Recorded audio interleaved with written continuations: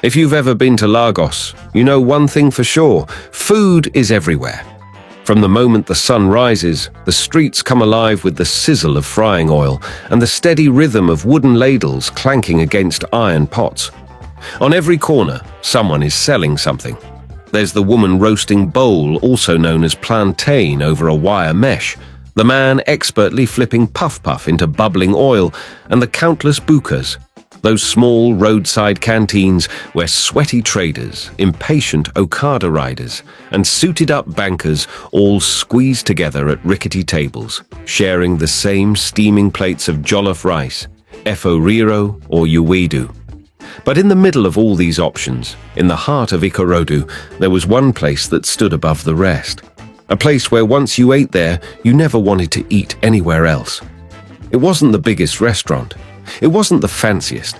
Just a wooden house with a yellow door and a simple cloth banner that read, "Mama Put, best food in Lagos." At first, it seemed like an exaggerated claim. After all, in a city where everyone believed their food was the best, what made this place so special? But here's the thing. Nobody ever disagreed. It didn't matter if you were rich or poor. If you found yourself sitting at one of Mama Put's wobbly wooden tables and taking that first bite, something changed. Some swore her jollof rice was richer than any party jollof they'd ever tasted. Others claimed her pepper soup had healing powers, that after eating it, fevers broke, headaches disappeared, and joints stopped aching. The woman who ran the place was known simply as Mama Put, but her real name was Iya Ronke. She was a plump, middle-aged woman with a face that seemed permanently frozen in a soft, knowing smile. Her skin was the warm, rich brown of roasted groundnuts, and her eyes had the kind of gentleness that made people feel at home.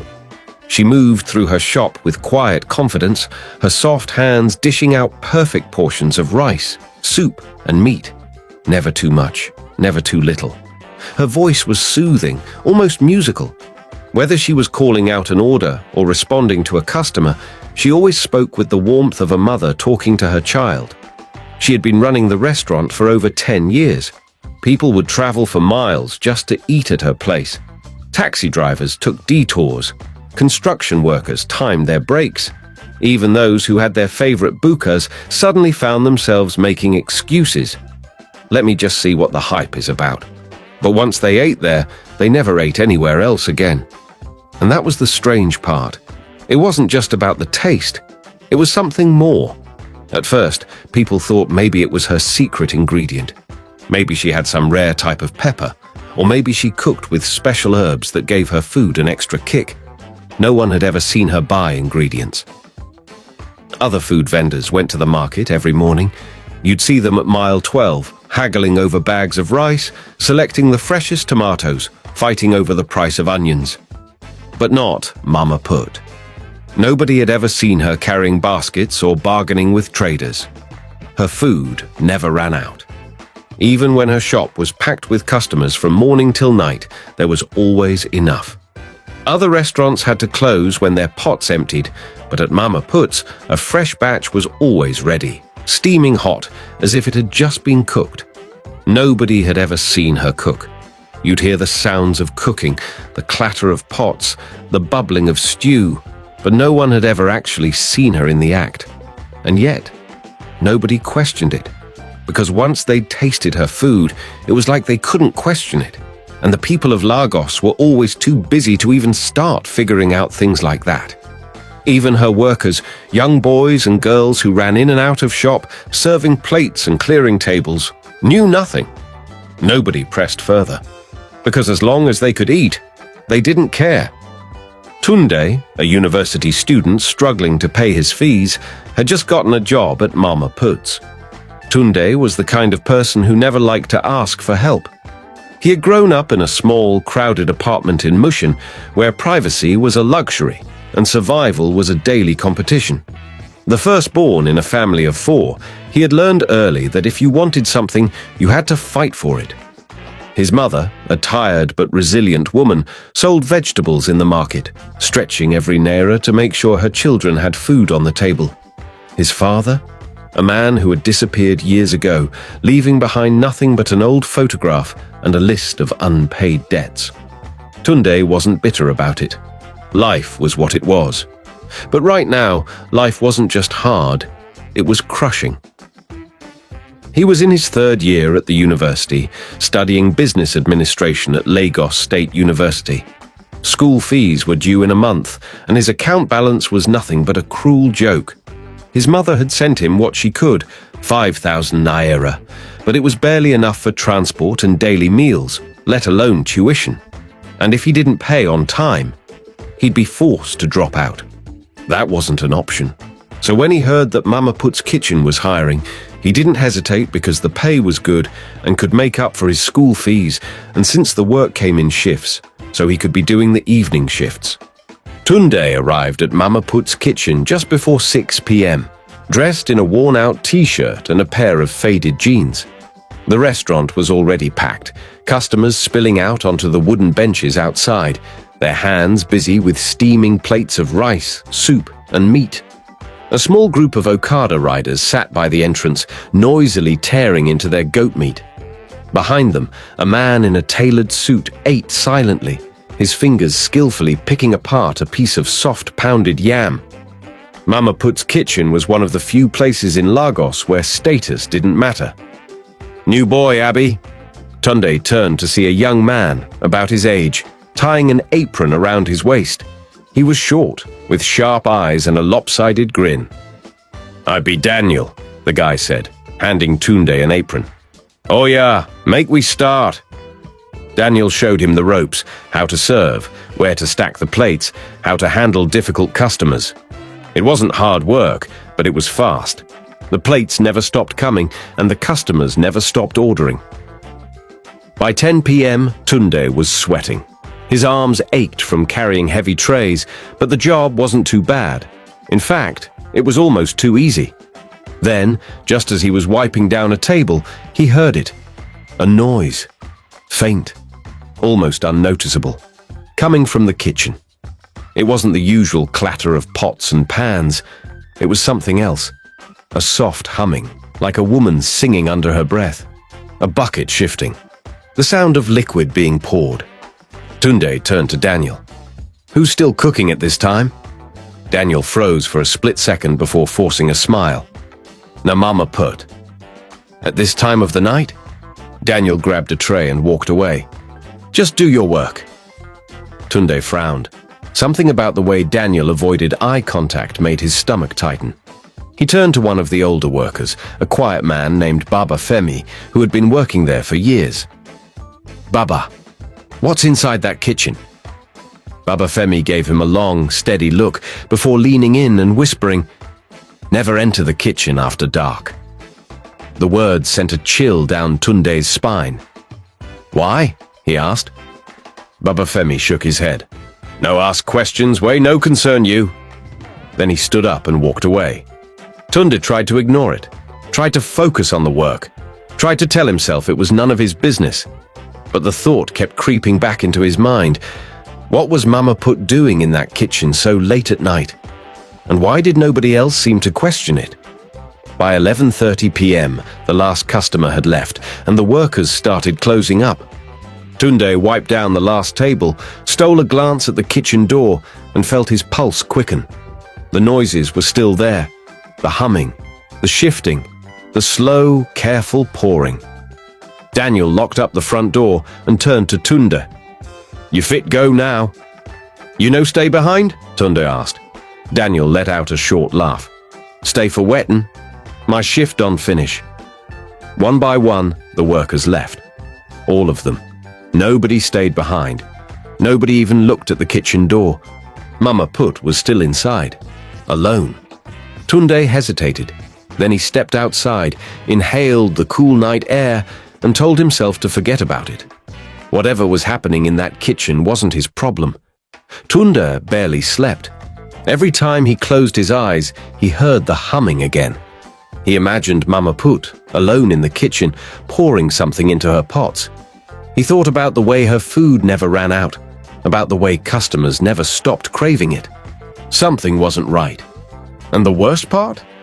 He had to go back the next day because he didn't have a choice. Tunde wasn't the type to get scared easily, but for the past few months, the feeling kept eating at him. He had been working at Mama Put's kitchen long enough to get used to the strange rules. Never enter the kitchen after dark. Never ask where the ingredients came from. Never question why the food never ran out. He had seen the way customers reacted after eating there, the satisfaction, the obsession, and he had ignored it. But every time he tried to sleep, he kept seeing that kitchen door in his mind. Something was behind it, something he wasn't supposed to see, and the curiosity was killing him. Daniel, his colleague, once joked about the never enter the kitchen after dark rule. If you like yourself, just mind your business. Even me, I never enter that kitchen once, and I don't plan to. Tunde had laughed it off at the time, but now, standing in front of the kitchen door, heart pounding, palms sweaty, he wasn't laughing anymore. Because tonight, for the first time, he was going to break that rule. It was almost midnight. The last plate had been cleared. The last customer had left. Mama Put had gone home. She left earlier that day. The other workers had left too. Except Tunde. He stayed behind, pretending to clean, waiting until the street outside was silent. Then he turned to the kitchen door. His hands trembled as he reached for the handle. He took a deep breath, and slowly, he pushed it open. The door creaked. The air inside was thick with the scent of hot oil, pepper, and something else he couldn't place. He stepped in, his eyes scanning the room. At first, everything looked normal. The giant pots, the wooden spoons, the shelves stacked with plates.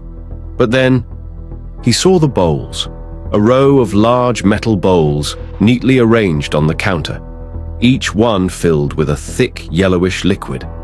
At first, he thought it was oil, but something felt off. The color was too cloudy, the texture too watery. Tunde's stomach twisted.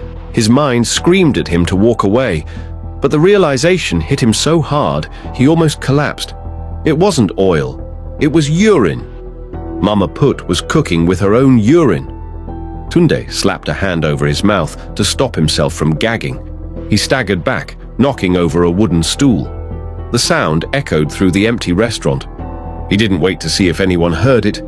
He turned and ran. For the next 3 days, Tunde didn't go to work. His phone buzzed non-stop. Missed calls from Mama Put. Texts from Daniel. Guy, you day sick? Omo, Mama Put they ask of you You know one come work again. He ignored all of them. He stayed in his room, barely speaking to his roommates.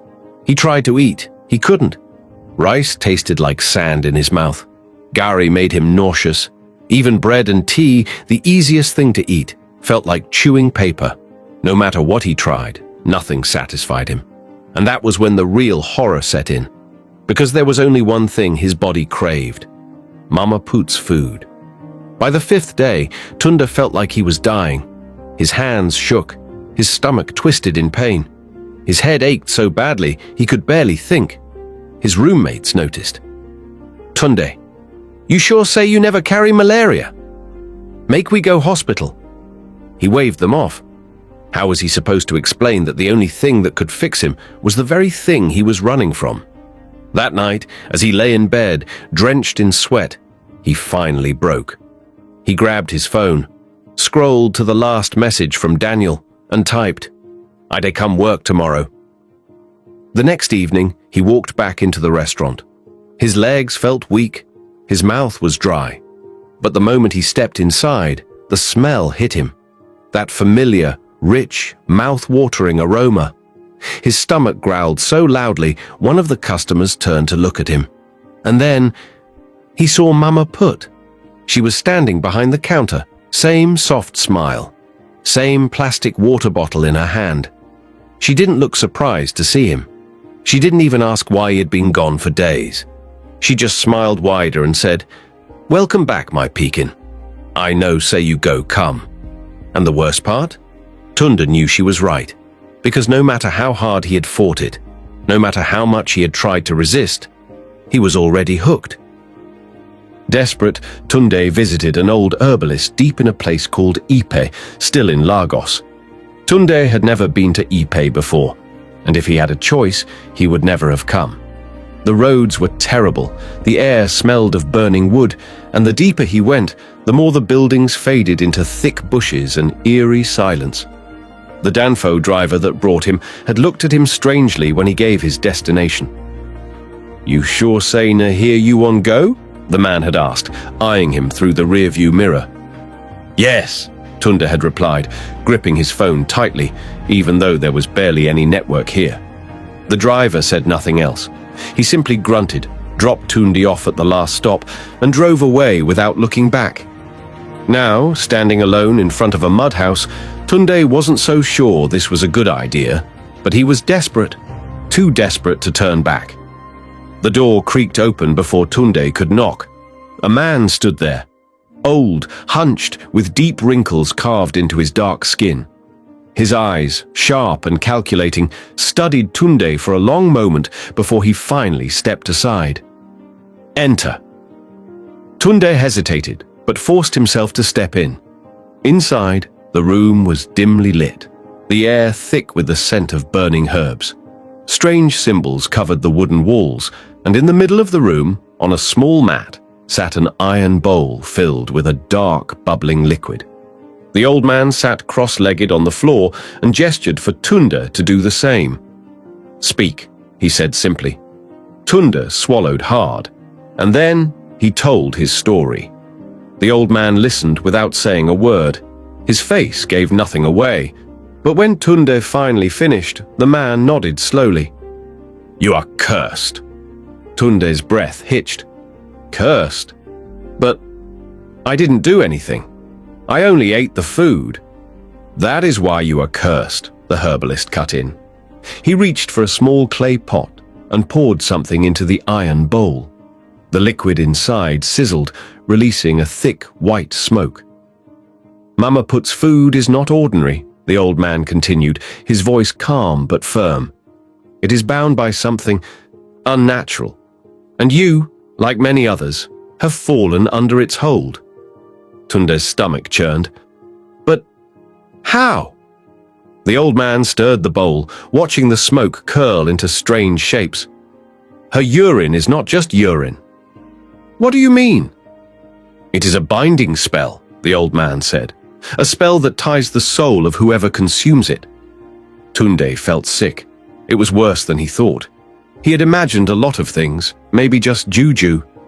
But this was something else entirely. "How do I break it?" he asked, his voice barely above a whisper. The old man sighed, shaking his head. Then he looked Tunde straight in the eye and said, "You must make her eat her own food." Tunde froze. A cold chill crawled up his spine. "Make her eat her own food," he echoed. The old man nodded, and that was when it truly hit Tunde. He had worked at Mama Put's for months. He had seen her cook, serve, and even pack leftovers for customers. But one thing he had never seen, not once, was Mama Put eating her own food. His mouth went dry. "She never eats it," he murmured, more to himself than to the old man. The old man didn't respond.